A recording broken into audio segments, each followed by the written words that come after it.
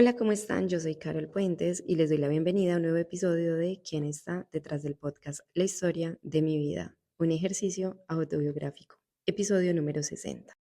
En el episodio anterior les venía narrando un poco, pues, lo que conllevaba el hecho de haberme regresado a Pereira, el haberme aventurado a vivir con mi mamá y mi hermano, aún teniendo solo para un mes de renta, lo que eso implicó en términos de cómo rebuscarme el dinero y las ventajas que tenía de que mi tía viviera tan cerca de nosotros. Mi tía siempre ha sido una gran amiga, una confidente y ha asumido el rol de mamá durante muchos años conmigo.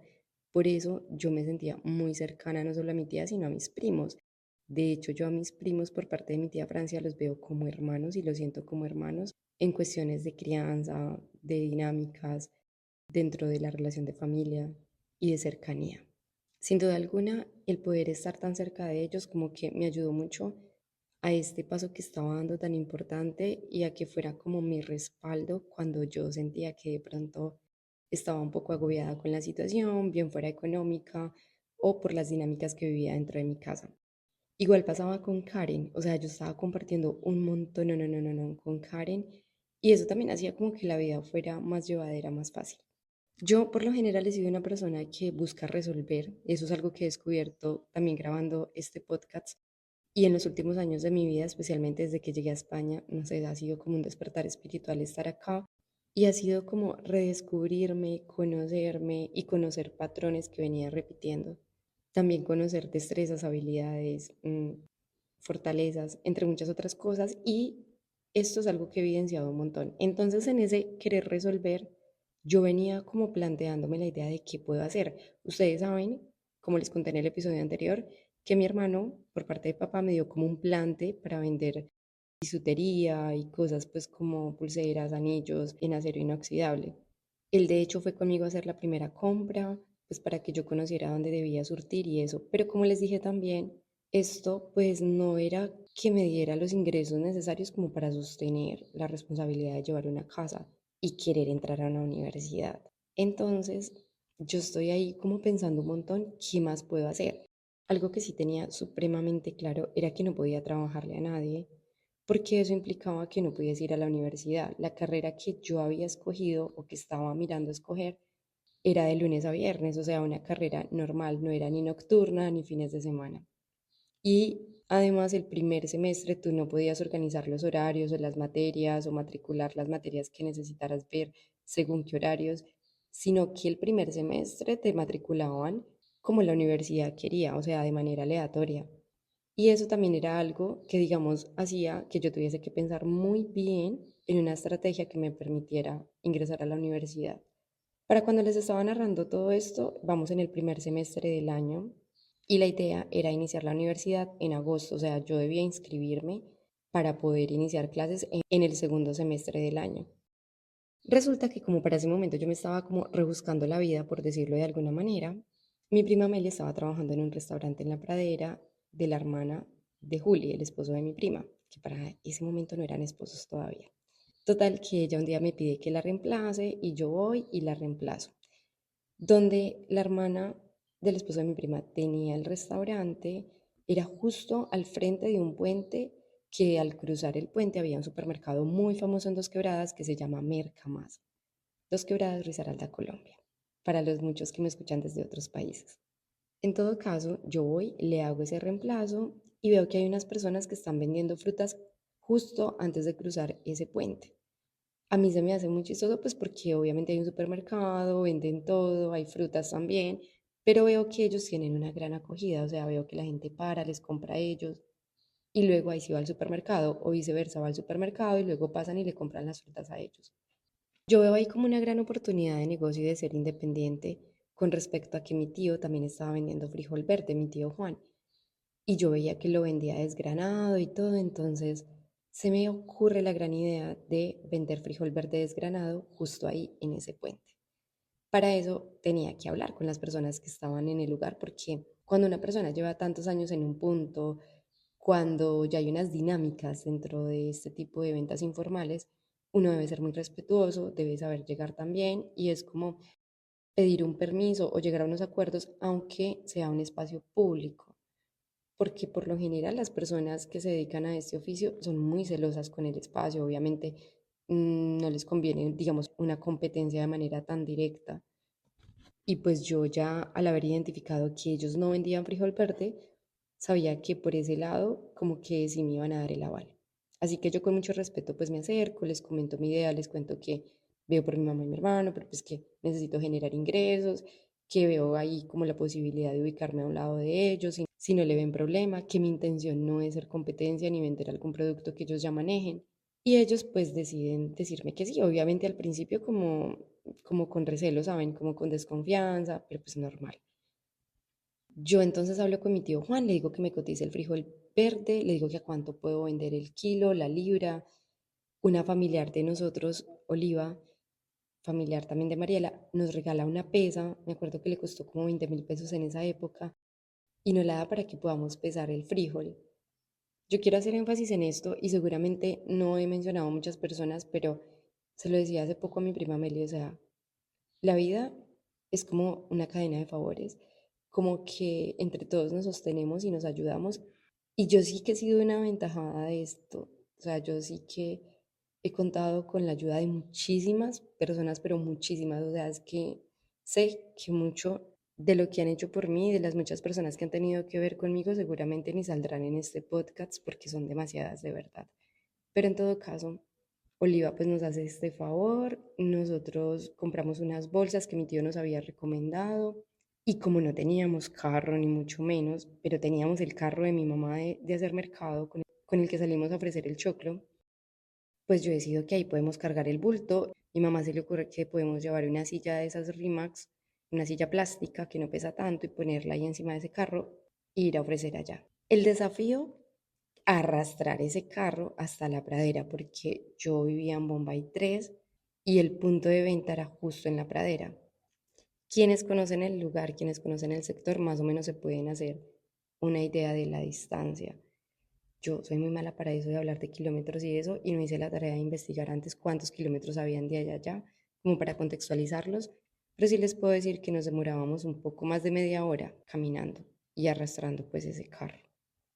Al principio, como todo en la vida, cuesta un montón. Además, me costaba la caminada, me costaba tener que arrastrar ese carro por plena avenida.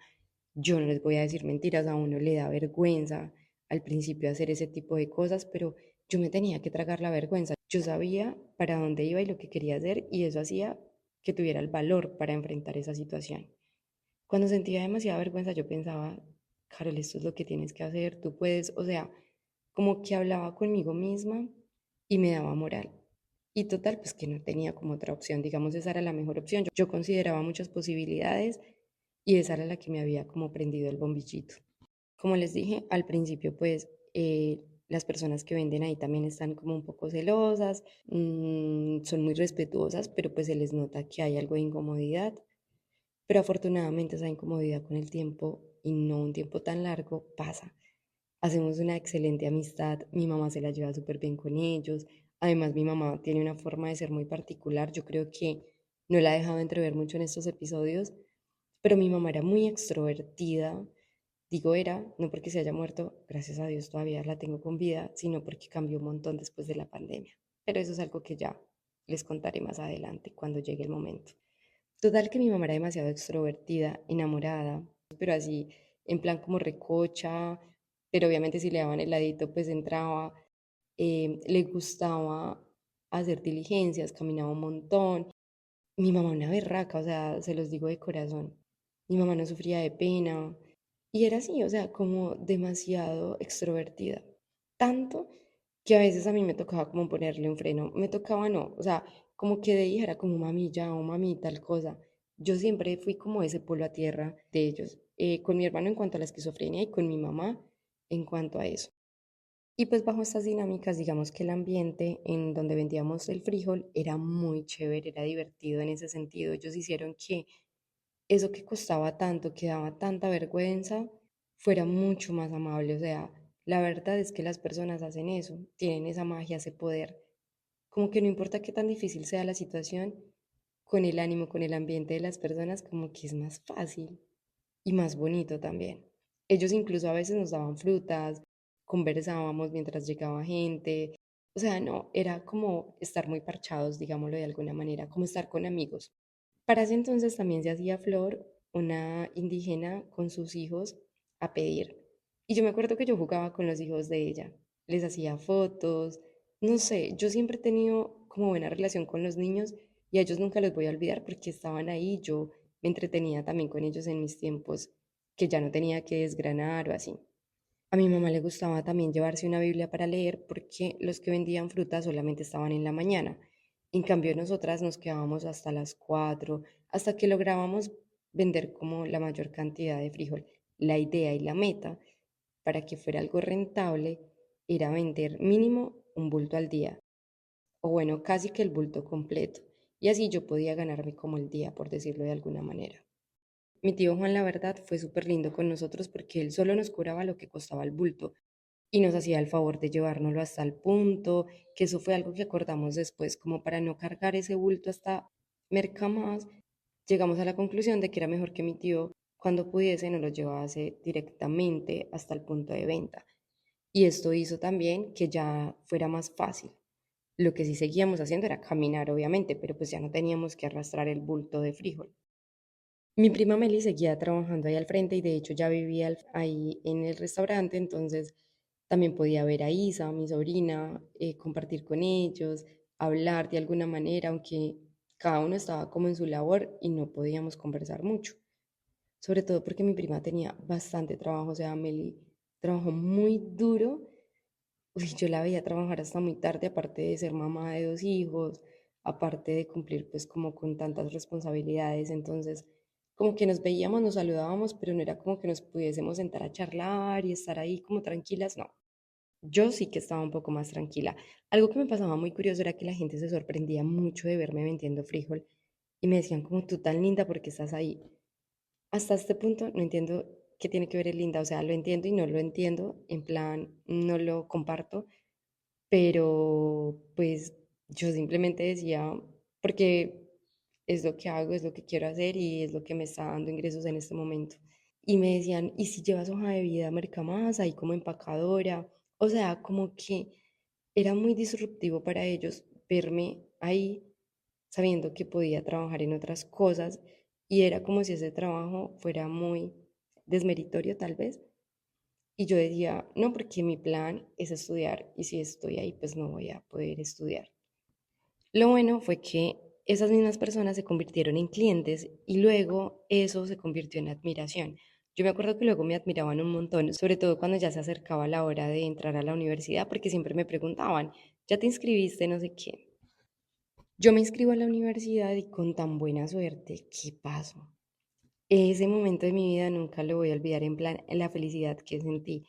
Ahora, algo que no recuerdo realmente es si yo pagué esa inscripción o de pronto Caro me hizo el favor de pagármela o no sé quién me hizo el favor. Yo solo sé que me inscribí, pero no recuerdo esa parte, o sea, no recuerdo dónde salió el dinero para la inscripción. Puede ser que alguien me haya ayudado o puede ser que yo haya ahorrado, pero como les digo, lo que yo ganaba, o sea, era ras con ras, era para comprar el diario en mi casa, tratar de pagar recibos, pero algo muy bonito que recuerdo de esa época es que nunca nos atrasamos con un mes de renta, siempre había comida, no recuerdo que no tuviésemos comida. Que sí, o sea, que casi no comprábamos carne, de hecho yo fui criada a punta de huevo y agua panela, pero, pero comíamos, o sea, arroz, huevos, papitas fritas, o sea, bien. Y además, nosotros toda la vida hemos sido como demasiado agradecidos, como lo que tengamos lo disfrutamos. Yo para ese entonces seguía estando soltera y como les dije en el episodio anterior, o sea, mi vida era como esa. Casa, trabajo, familia, mi amiga Karen y ya, o sea, era ese como todo mi mundo.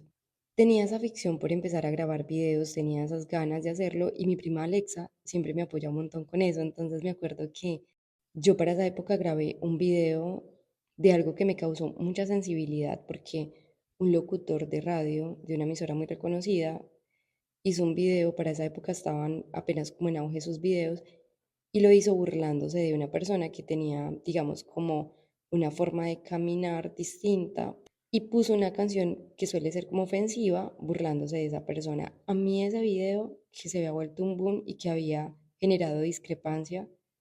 Había quienes lo disfrutaban y se reían un montón y había quienes no lo compartían y quienes además le estaban reprochando al locutor el hecho de haber hecho eso.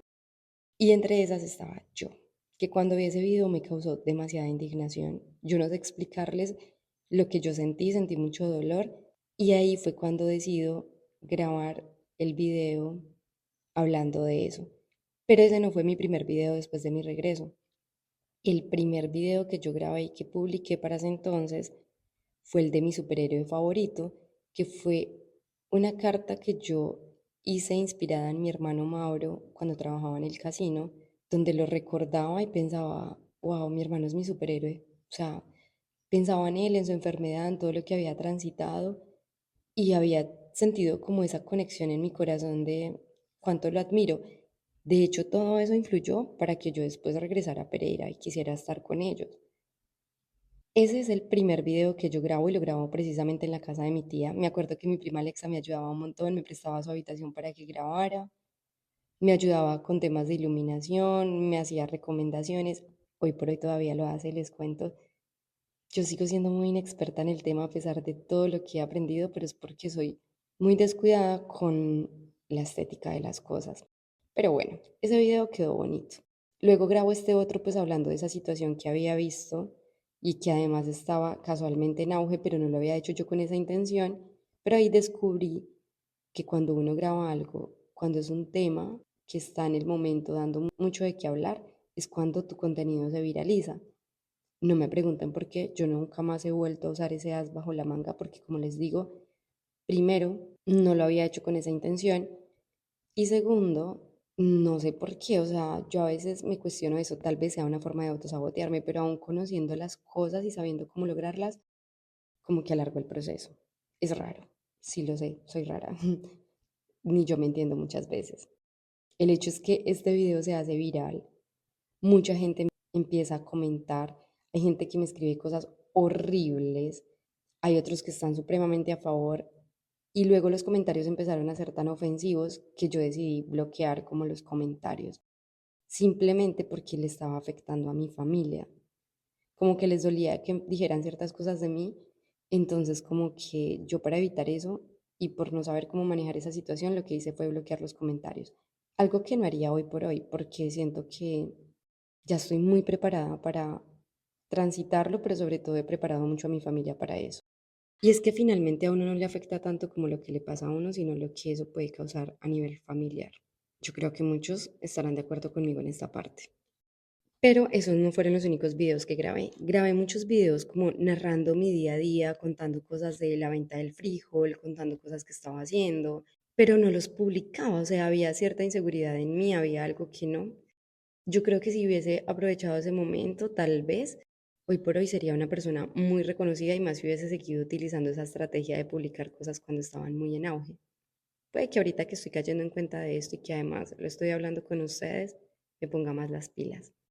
Ya para cuando llega el momento de entrar a la universidad, yo tengo que reunir la plata para la matrícula, para ese primer semestre. Yo obviamente pido las ayudas a la universidad correspondientes a alimentación y transporte, pero la matrícula sí tenía que pagarla. La ventaja era que no tenía que pagar mucho porque yo tenía el Sisbén Estrato 1, entonces eso, digamos que lo que hacía era que mi matrícula costara muy poco, pero para mí ese muy poco significaba muchísimo porque tenía muchas responsabilidades.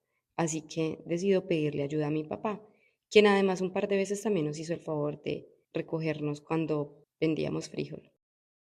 Yo honestamente tenía la esperanza pues de que mi papá me diera la plata de parte de él. ¿Por qué no me pregunten? Acá solamente quiero ser honesta, o sea, como que me decepcionó un poco en ese instante la forma en cómo se dieron las cosas, porque me hizo repetir como algo que yo ya había vivido, como cuando me llevó a que yo me presentara donde mi abuela, pero él no dio la cara, él dio la cara después. En esta situación, yo como que quería sentir que era que mi papá me pagara algo, tal vez, ¿no? Como que quería permitirle que me respaldaran algo que era demasiado importante para mí. Pero cuando le digo, mi papá lo que me dice es, yo no tengo plata, pero tengo a alguien que me debe un favor, vamos a ver si me paga el favor, pero entonces vamos los dos. Y yo soy muy esquiva con todo lo que tiene que ver con política. He tenido la oportunidad de verme muy beneficiada por esa parte, pero no me gusta porque siento que va en contra de mi discurso o mis creencias o mis valores.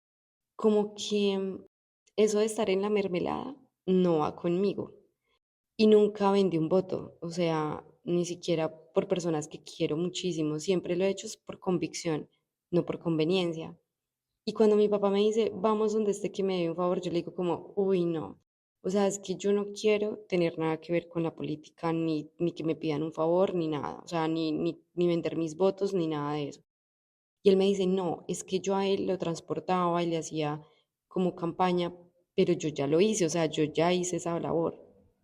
La verdad, esto fue algo que me costó mucho negociar, en plan, ir, además a ver de dónde provenía pues como el dinero. Pero mi papá logra convencerme, no tuvo que insistirme mucho, la verdad, porque yo tenía mucha ilusión de entrar a la universidad y ya había sido admitida. Entonces, eso era como, no sé cómo lo voy a hacer, pero lo voy a hacer, ¿saben? Ni siquiera sabía cómo iba a empezar a sostener la economía de mi familia en ese momento porque ya no iba a poder vender el frijol con la constancia que lo venía haciendo. Ni siquiera sabía cómo me iban a quedar los horarios de la universidad. Total que me voy con mi papá para donde este señor, llegamos a la oficina de él, muy amable por cierto, y mi papá le dice, mire, lo que pasa es que mi hija fue admitida en la universidad, pero no tenemos cómo pagar la matrícula cuesta tanto. Si no estoy mal y la memoria no me falla, y de eso sí podría, digamos, tener evidencia, porque yo puedo ver los recibos que he pagado en la universidad y estoy casi segura que fueron 160 y algo, por mucho 170. Y el señor mira y dice, ¿cuánto es? Mi papá le dice, es esto. Y él dice, le dice al sobrino que está ahí con él en la oficina, coja tal tarjeta y vaya y pague en la matrícula al banco. Yo obviamente le digo que muchísimas gracias. Afortunadamente pues yo no tuve que hacer nada, solo ir con mi papá. Y así es como yo pago mi primer semestre de universidad. O bueno, mi papá, o el político, o mi papá con todo lo que hizo por él. En fin, como sea, pude entrar a la universidad. Como les dije, me decepcionó mucho, pues como no sentir que mi papá lo hiciera o que él fuera solo y me dijera, mire, hija, acá encontré el dinero, acá lo conseguí. Y yo creo que yo quería sentir eso. Me cuesta reconocerlo, incluso hablándolo con ustedes en este podcast, porque son cosas como muy sensibles y que uno como que deja guardadas por allá en un baúlcito y como que no quiere abrir ese cajoncito, pero esta es la historia de mi vida y quisiera ser lo más, no solo transparente con quien me esté acompañando en este ejercicio, sino también conmigo que voy a escuchar esta historia y que se pueda sentir lo más cercano a la verdad, a lo que soy, a que cualquier persona que de pronto me esté acompañando sienta que me conoce un montón, solamente como para encontrar puntos de encuentro y para, no sé, vivir esta experiencia, esto tan loco que estoy haciendo que a veces, se los juro que no sé ni por qué sigo grabando porque tengo como 7 personas que siempre escuchan esta historia conmigo en línea de tiempo continua. El resto hay como episodios que tienen muchos picos, es decir, que se escuchan mucho más que otros, pero siempre desde un principio dije, así sea para yo escucharla y encontrar cosas, pero más allá de eso, es un impulso, es algo que no me deja parar de hacerlo. No sé a dónde va a parar, no sé si esto va a traer algo más grande más adelante o simplemente se va a quedar así, pero solo les puedo decir que con el hecho de hacerlo, de cumplirme, no solamente he identificado patrones, no solamente ha sido un ejercicio de mucha introspección y de regresión, sino que también ha sido algo de agradecérmelo por ser tan constante y que me ha enseñado muchas cosas de mí también. Sin negarles que tengo algo de susto de cuando vaya a escuchar todo de corrido, porque a veces hay episodios que me han causado demasiadas emociones, demasiadas sensaciones. Y bueno, básicamente en este episodio, como que aparte de la vergüenza de salir a vender frijol, pero haberlo superado, que fue un logro muy grande, estaba pues esa decepción por parte de mi papá de, ay, porque siempre todo tiene que ser así. Porque yo le entendía de parte de mi mamá, pero mi papá tenía su trabajo, o sea, no sé. En fin, no pasa nada con eso. Ya pasó, eso es lo más importante, ya se vivió y lo mejor de todo, pude entrar a la universidad. Antes de finalizar el episodio de hoy, quiero contarles que mi mamá, una persona muy particular, una vez sacaron como unas cosas ahí a la calle y eso servía como para hacer cojines y demás y no estaba tan sucio ni nada, pero yo estaba en esa época y creo que todavía muy cerrada como a coger cosas de la calle porque quería que, aunque fuera poco, si no eran cosas que nos regalaban conocidos, como que entonces fuera conseguido por nosotros mismos. Y mi mamá cogió una bolsa de esas y yo me acuerdo que tuvimos una mini discusión ahí en ese punto de venta de frijol en relación, no lo llevamos, no lo llevamos, mami, no, eso no, por favor. Y tengo un video de eso. También recuerdo que una de las cosas como más desafiantes para esa época era el clima. Y me acuerdo una vez una tempestad, mi mamá y yo bajo de un techito, de un kiosquito por ahí escampándonos. No pudimos vender ese día mucho frijol. Entonces el clima también influía mucho. O sea, también era algo como que desafiaba e incierto además. Y una vez fue que me llegó el bulto de frijol y se me quemó. O sea, creo que también fue en medio de esa tempestad, tal vez por la lluvia, bueno, no sé qué pasó, pero el frijol se me quemó, o sea, todo un bulto. Y eso fue como, uff, como una pérdida muy grande porque cuando tienes tanta necesidad, cuando dependes tanto de eso, no vale lo que cuesta, sino que vale muchísimo más de lo que te tocó pagar por todo lo que eso puede implicar. Entonces fueron como retos que vivimos durante ese momento. De hecho, quiero compartirles evidencias y videos de todo esto que estaba viviendo. Yo les quedé mal en el episodio anterior con el hecho de publicarles imágenes contextualizándolos, pero es que en este momento estoy trabajando un montón. Aparte, grabar implica tiempo, editar implica tiempo y no es lo único que estoy haciendo además, aparte de otros proyectos. Entonces, como que no es una excusa, porque no es una excusa, pero lo que más me ha costado es el espacio en mi celular. Y es algo que estoy por solucionar, pero esto me ha frenado un montón con respecto a poder hacer reels, con respecto a crearles más contenido audiovisual. Y bueno, hasta aquí el episodio de hoy. Nos escuchamos en un próximo episodio. Recuerden, yo soy Carol Puentes. Recuerden que me pueden seguir en YouTube y en Spotify. Recuerden calificar el podcast y hasta la próxima.